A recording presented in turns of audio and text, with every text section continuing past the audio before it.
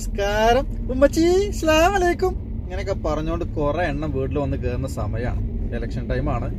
പലരും വരും, അതായത് പല നാറികളും നമ്മളെ മുന്നിൽ 5 കൊല്ലം കാണിക്കാവുന്ന എല്ലാ തെണ്ടിത്തരം കാണിച്ചിട്ട് പിന്നെയും ഹായ് സുഖാണോ, ഞാൻ കൂട്ടിന്റെ ചന്തയാക്കി തരട്ടെ അപ്പിട്ടോ എന്ന് ചോദിച്ചാണ്ട് വരുമല്ലോ.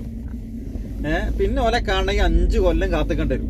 മാവേലി വരുന്ന പോലെ മാവേലി കൊല്ലത്തിലേലും വരും, ഇത് അതും ഉണ്ടാവില്ല.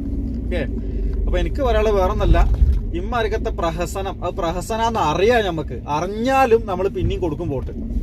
ഇപ്പൊ ഞാൻ പറഞ്ഞ എത്ര കാര്യമുള്ളൂ, ഒരുത്തനും പാർട്ടിന്റെ കളറും കൊടിന്റെ കളറും നോക്കാൻ നിൽക്കരുത്. വരുന്നോൾക്ക് നമുക്ക് എന്തായാലും ഉപകാരം കിട്ടുമെന്ന് കരുതണ്ട, അത് പ്രതീക്ഷ വേണ്ട. എനിക്ക് കുറെ അനുഭവം ഉള്ളതുകൊണ്ട് ഞാൻ പറയാണ്, നമുക്ക് ഒരു പ്രതീക്ഷ വേണം നമുക്ക് കിട്ടുന്നുള്ളത്. ആർക്കെങ്കിലൊക്കെ ഒരു ഉപകാരം ഇവനെ കൊണ്ട് കിട്ടും, ചിലപ്പോൾ അല്ല ഇവിടെ കൊണ്ട് കിട്ടും, ചെറിയൊരു ചാൻസ് ഉണ്ട്. അങ്ങനെ തോന്നുന്ന ആരും ഒരാളുണ്ടെങ്കിൽ അയാൾക്കൊരു വോട്ട് കൊടുത്താൽ മതി.